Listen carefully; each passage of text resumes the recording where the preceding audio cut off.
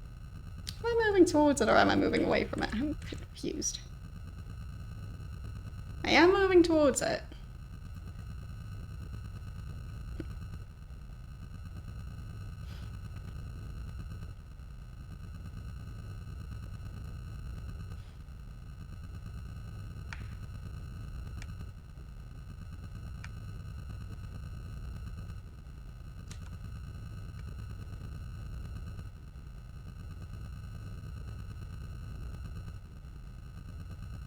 Okay. Slowly getting closer to that weird plot of land in the middle of nowhere. Is there anything here? Did I come all this way for nothing?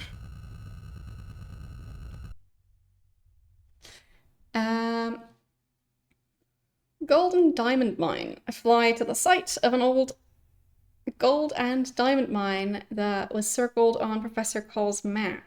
Look inside the mine shaft and around the property. Looks as if it has been abandoned for quite some time.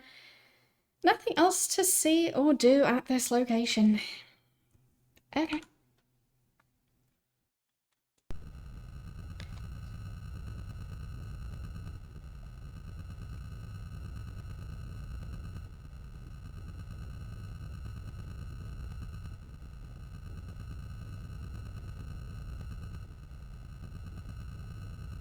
Not sure which one, like Ron Morgan had 3 locations as well and one of them was an empty plot. I'm not sure which one it was though. Oh well. If I have to go to the location again, I'll find out. So, let's save. And navigate to the next location.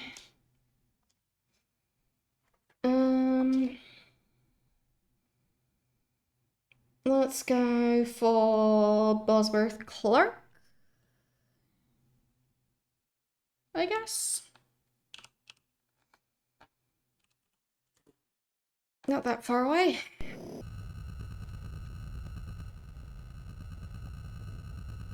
Oh, how about Sam Jones? Is that any closer? Probably not.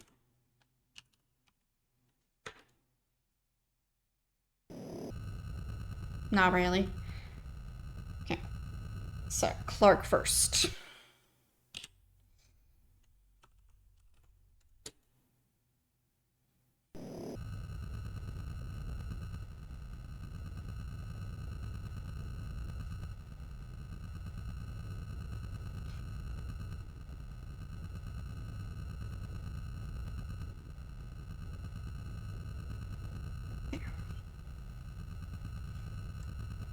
And let's go.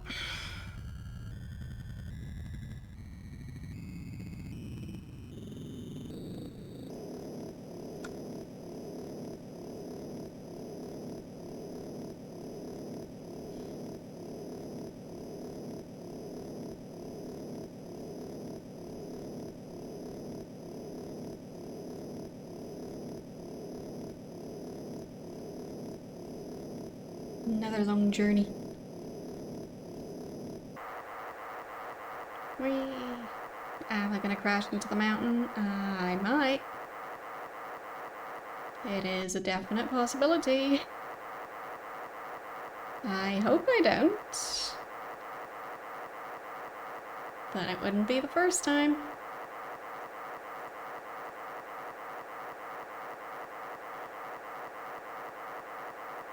No, I didn't crash into that mountain. That's nice.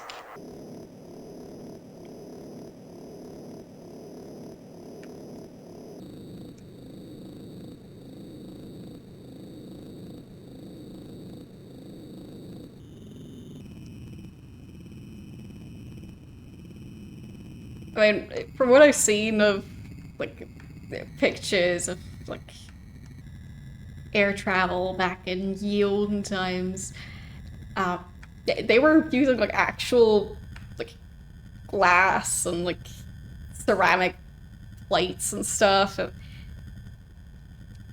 with all the turbulence, There's gonna be so much broken glass and plates and everything.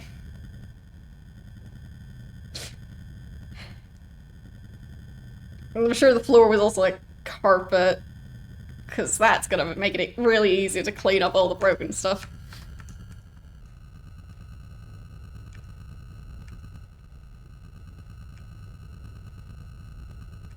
But I guess that's one way to get people to not take their shoes off on a plane.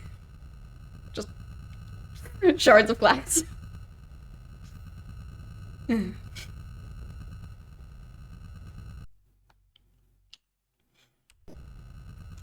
And enter the building. Must be the housekeeper's day off. It looks like a cyclone ripped through Clark's lab. Might be funny if it weren't for the fact that there's a man lying in a pool of blood on the floor. Yeah. Well, hello, Clark. I believe I found a fresh one. Did I save? I think I saved.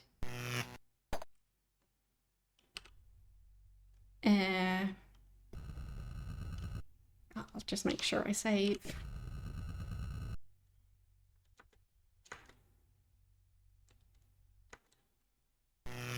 Yeah, I guess dead as a rock is a bit of a weird phrase. Like, dead as something that was never alive?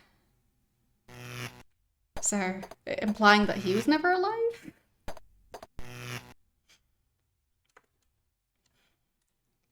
Large wooden table lying on its side. Cigarettes. I don't need them, apparently. A matchbook. And it has the location of a hotel.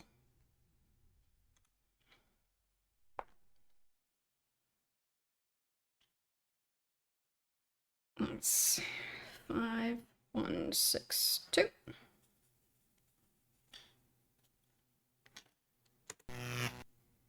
And a list titled Caged Rats. Includes the names of top civic, political, and business leaders in the state. I'll just take that.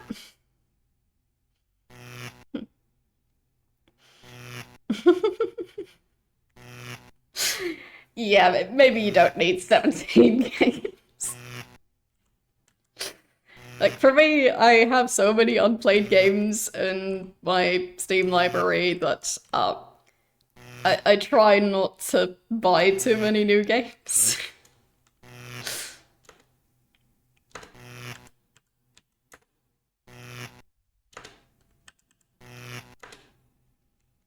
Glass from a broken bottle. I'll just leave that.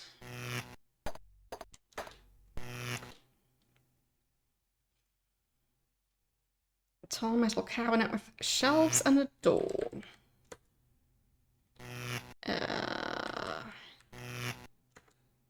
Fine. Open the door. It's locked. Another robot.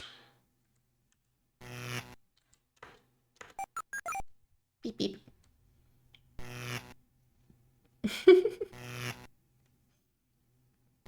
But have you played all of them?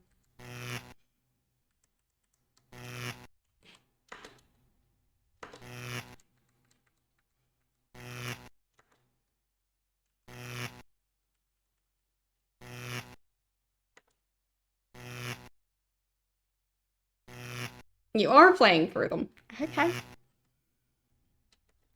In my case, I just have a tendency to collect them, and yeah. And they just sit there in my library, waiting until I buy even more games to add to the pile.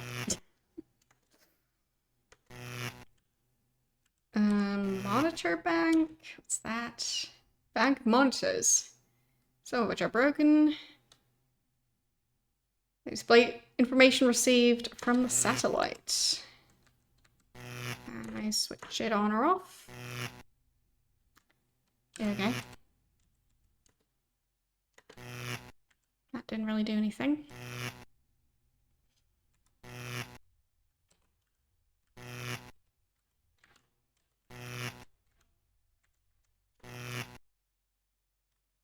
I'm confused. How do I select the drawer? Nope. Drawer. Drawer. There we go. Open the door? No. Of course it's locked.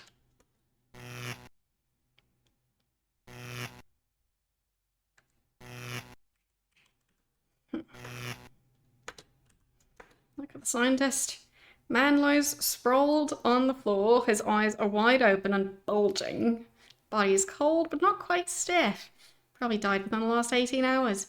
I find a thin steel cord around his neck.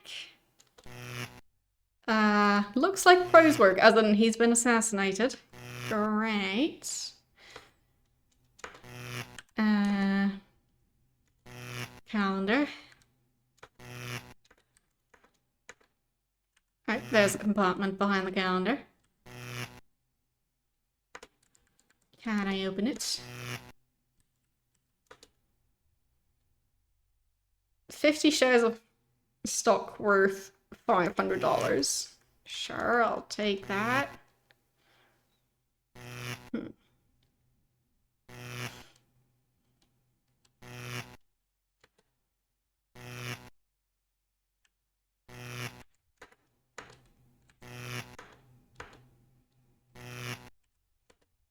Okay. Can I move him? Oh. A wallet. Can I open it? ID with the name Bosworth Clark. And money. How much money? 50. I'll still steal it. Okay, but stealing from a dead man is not a real class act. Oh, guys. I was stealing from the other dead people too, just not directly off of their body. But I don't think he'll need it. There is that. Appointment book is... Oh, one of the pages is dog-eared. Okay. Marked page says call Frank Shimming. I'll just take that.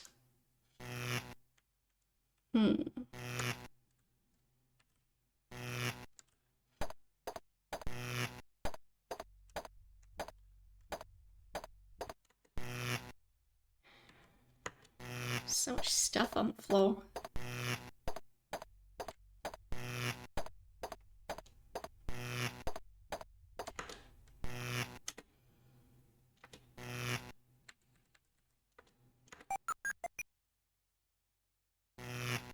I'll just press the switches. Okay.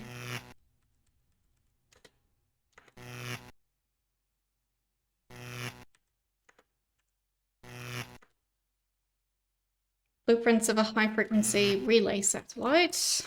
I'll take that.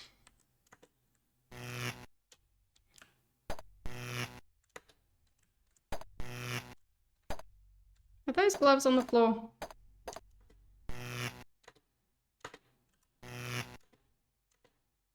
Yep, gloves. I want those. Cup.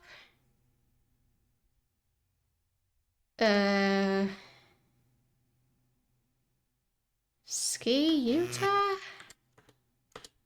take the cup.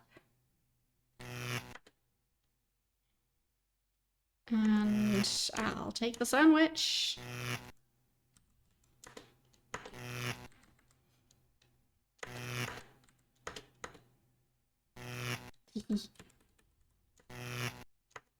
Get water? No. Fine. Move water. Taste water. Look at the water.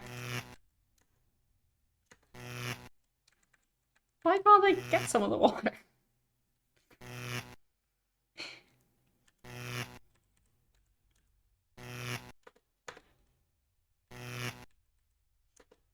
At least I have the gloves now.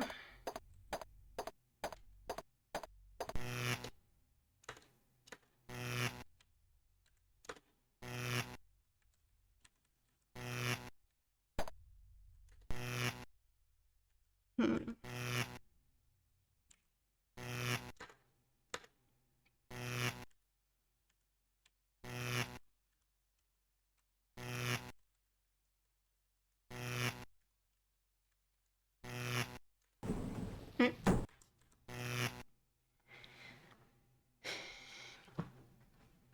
Various computer listings of satellite transmission data.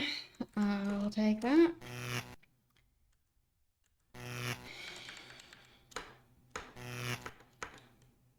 Hmm.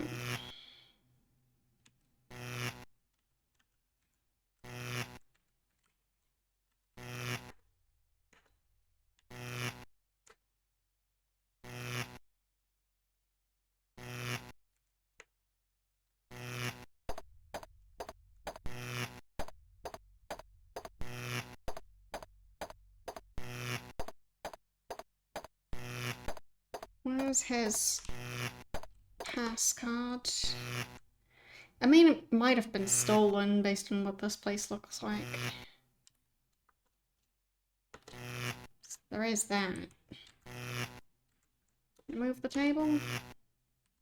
Get the table.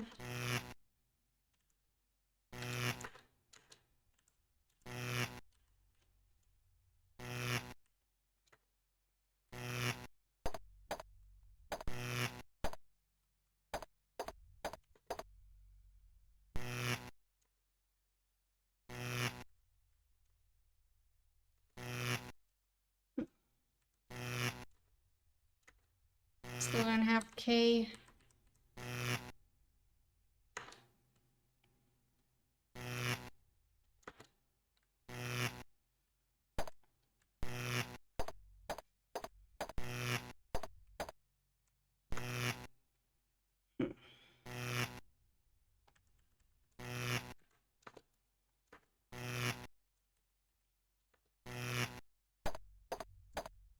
No key, no password.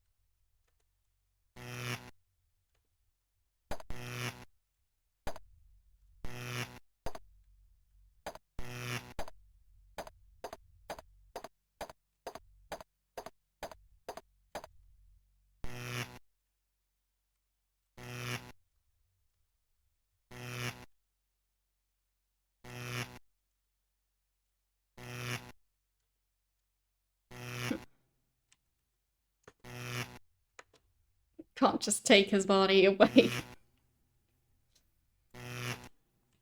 Guess that would be crossing a line.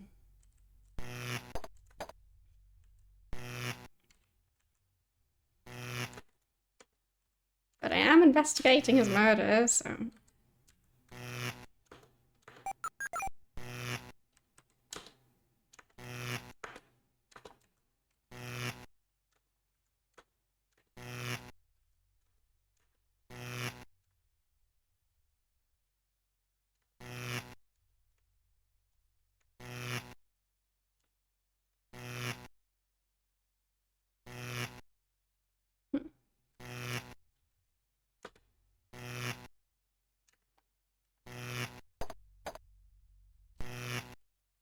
Not sure what the robot is doing.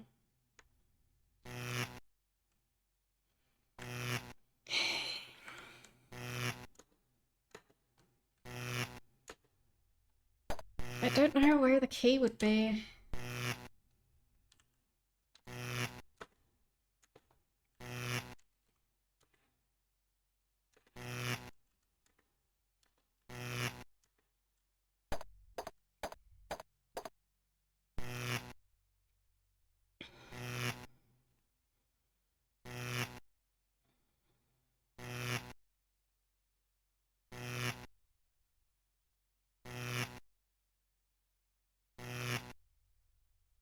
Okay, so for him I still need a key. Or several. Then, Greg needed the gloves for the vine. Um,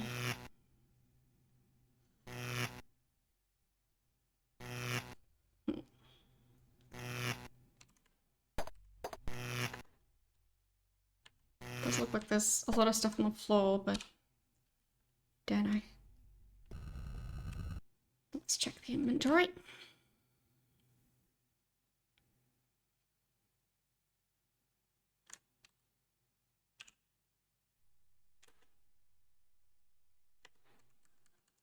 Talk about microchips.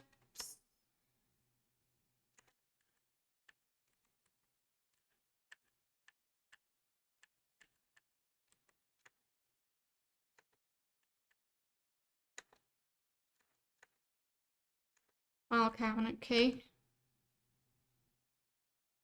Did I open the file cabinet? I think I tried. It's just so many different keys.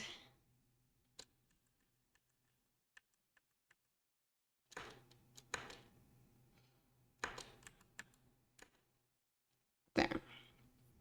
Beach house. Was that one.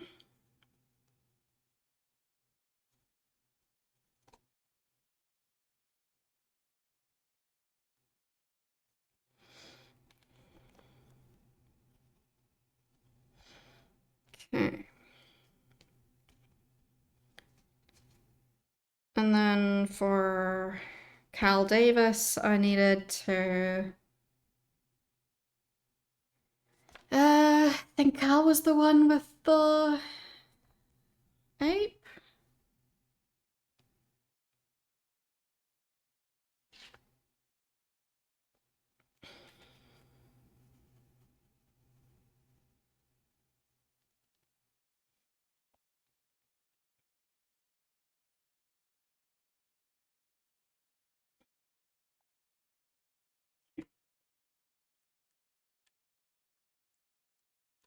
But I think I'll be able to use the gloves to deal with the vine. So... how far away is that? Oh, that is so far.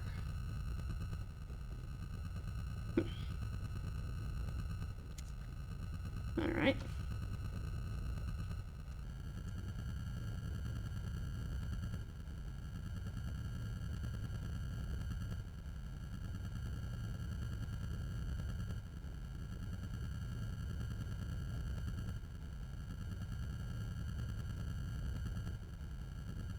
There. And let's speed up.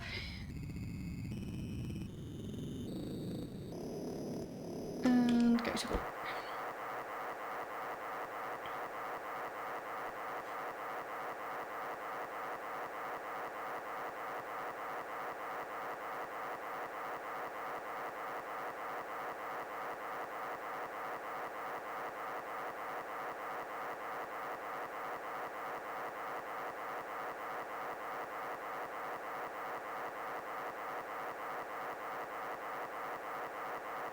white balloon flies again. But I do think those gloves are what I needed. So hopefully I'll at least get the pass card this time.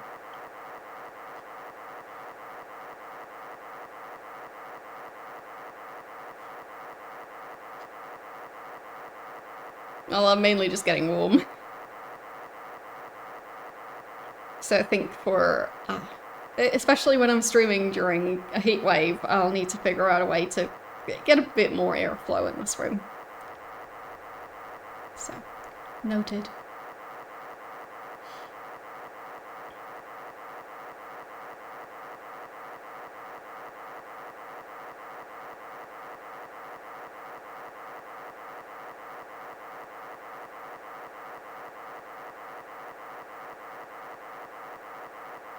I think I'm gonna crash into that mountain. Yep, I crashed. Whoops. It happens.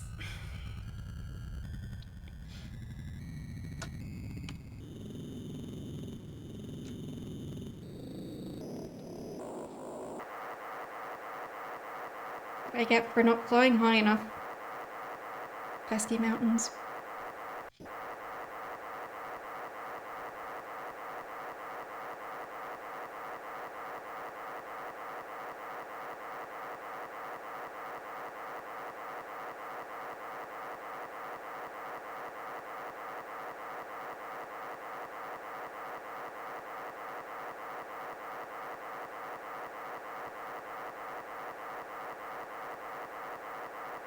It is definitely interesting to have this system instead of the usual, like, more fast travel based systems in most point and click games.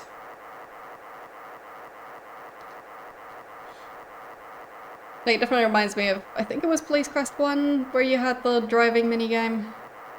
The one that I really struggled with.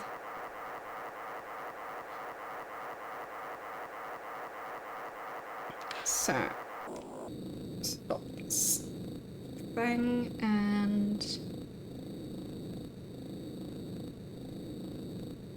time to land.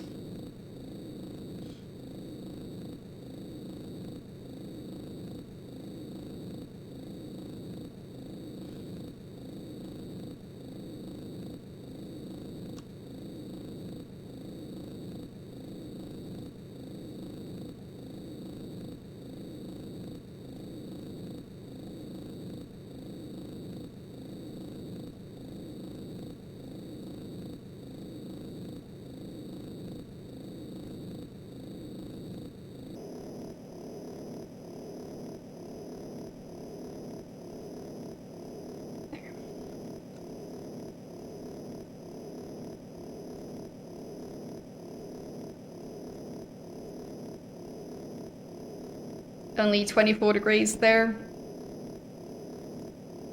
I'm assuming outdoors.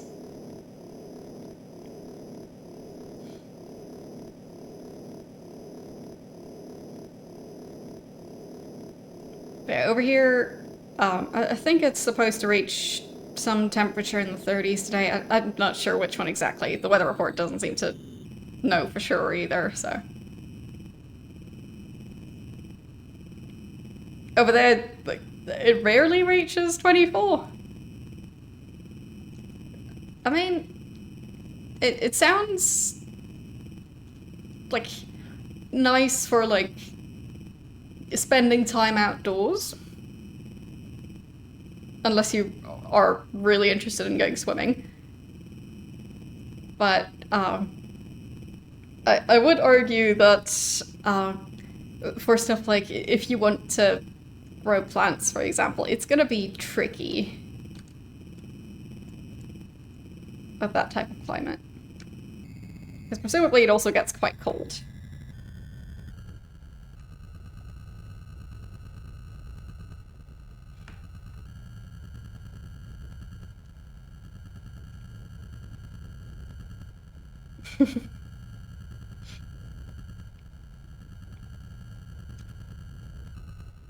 Yeah, for me, I kind of moved into a colder climate. Or, well, colder is not really the right word for it. Like,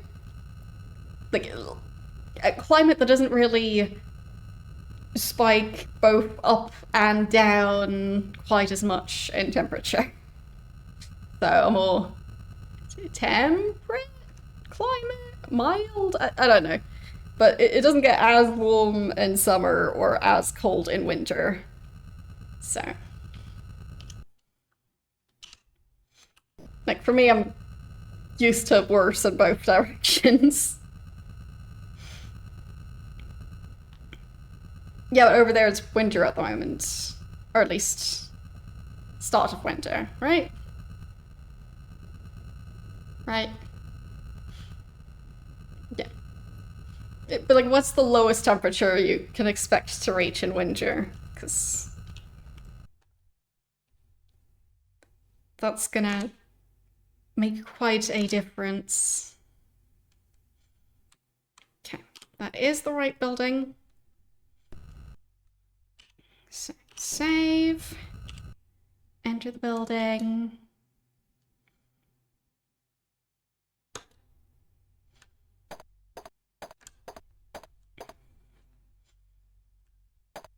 Okay.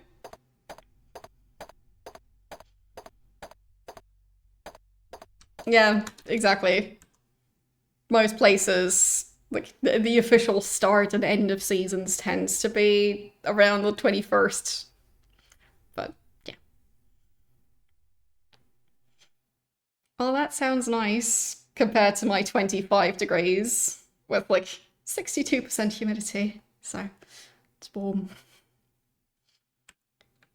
So can I move the vine? Yes, I can. Shelf and a passcode. Get the passcode. I got the passcode. Teehee. Still don't know what his password is, but I got the card.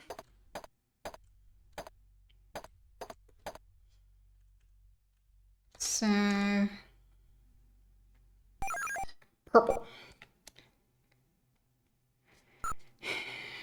Passcode is purple.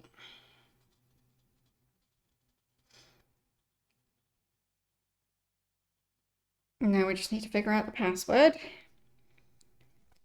So I do have that list of passwords. Like I know bishop has been used.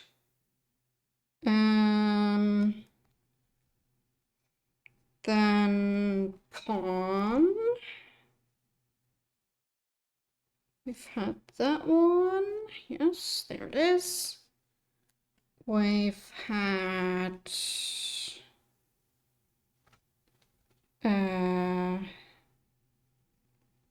stalemate and checkmate and king.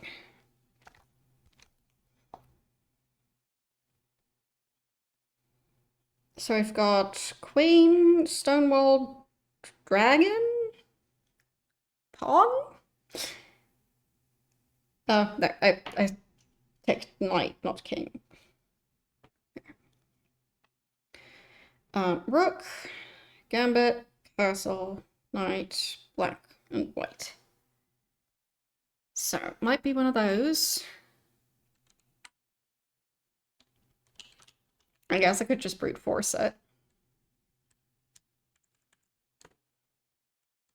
Who's gonna stop me?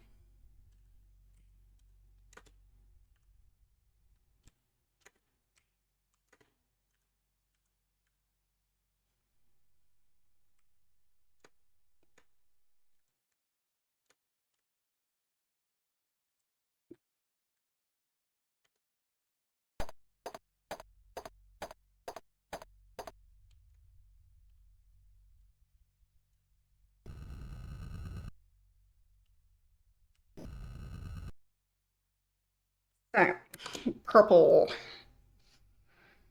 Like I've had a bishop which was blue. Green pawn. So I'm not really seeing a real pattern there. So let's just try it.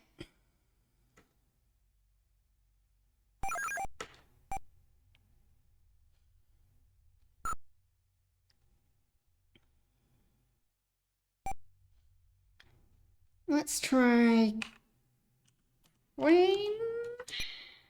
Invalid. Okay. Stone wall. Invalid. Dragon. Invalid. Rook. No. Gambit. Nope. Castle. night. Ah, it was night. So, purple night.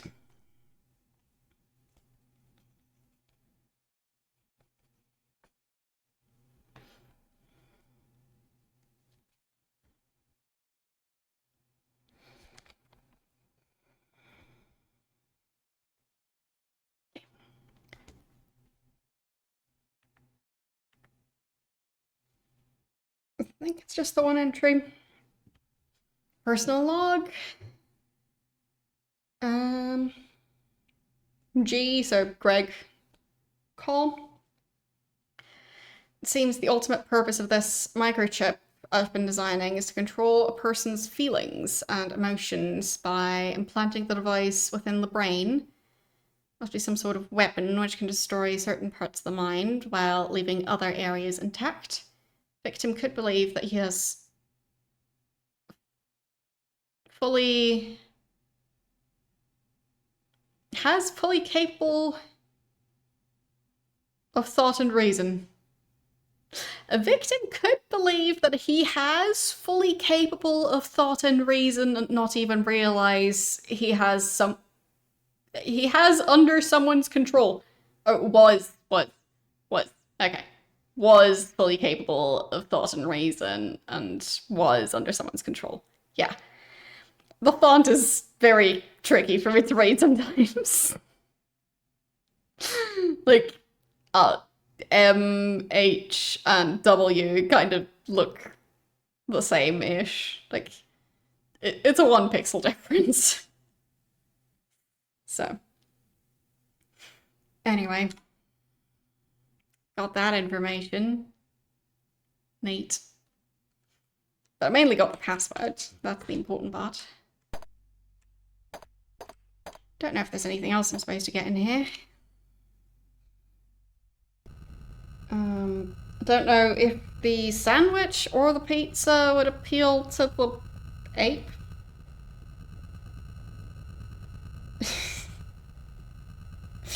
I mean, I can try. I now have food, so... But I think it's going to be a long journey wherever I go.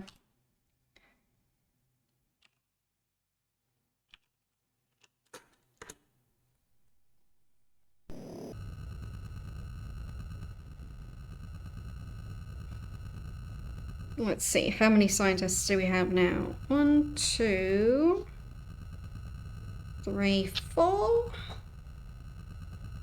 5.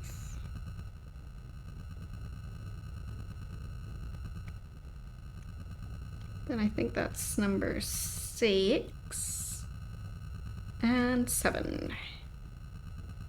So just need one more scientist who's probably going to be Sam Jones.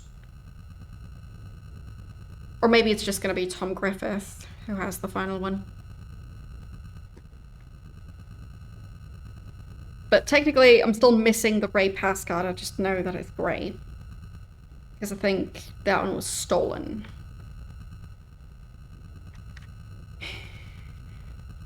Okay. But at least I have this pass card now. But I think that's going to be it for today, because I am getting warm. And yeah, for my next stream during the middle of a heat wave, I'll try and like do something about the airflow to improve things. But yeah, it's definitely not as bad as it could have been. Like, it's 25 degrees indoors. And I think outside it's probably in the 30s now. So, yeah, could be much worse. So, that's that. Yes, I should stream from the inside of a fridge. But alternatively, I just need better airflow. Because, yeah. Yeah, exactly. I just need to figure out the proper location to have it so that it doesn't mess with the lava lamp and it doesn't mess with the microphone. And yeah, I'll have to do some testing. But I'll figure it out. And now I have more information, so I do have an electric fan, I just need to clean it. There's a bunch of hair wrapped around the fan blades, so I also need to do that before I really start using it for the summer. So, because I don't want it to go all crooked and stop working. Yeah, I know, I have a lot of hair, and if you have an electric fan on the floor, eventually some of the hair will wrap around the fan. So, yes. I just leave hair wherever I go. Like I just had one caught on my hand.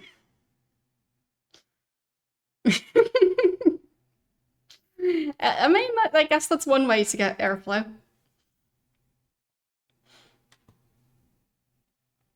But yes, I need to give like vacuum cleaners, like the wheels on them. I need to give those a haircut. I need to give the wheels on my chair a haircut. It's just a fact of life when you have long hair. So, who are we going to rate? Hmm.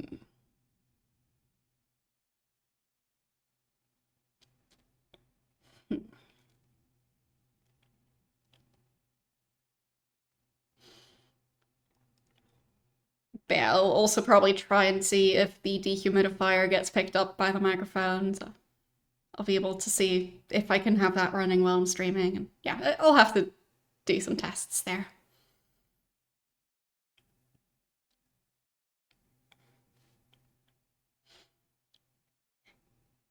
It's always so tricky to pick someone to raid into. Hmm. If you guys have any suggestions, let me know. Preferably retro streamers, as usual. I guess I can also check the category and see if there's any games I recognize. It's usually fun when I at least have some clue about the game.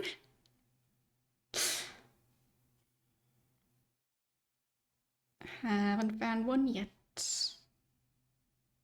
But yeah, if you guys know of any up-and-coming retro streamers, do let me know. Always curious to find more people to raid into. But I guess we can go and raid Branca. I think it's been a minute since we raided her. Currently streaming Dungeon Siege. Not sure how much longer she's going to be streaming for. I think in her area it's much warmer. So, I don't know how melty she is at the moment. But we'll see.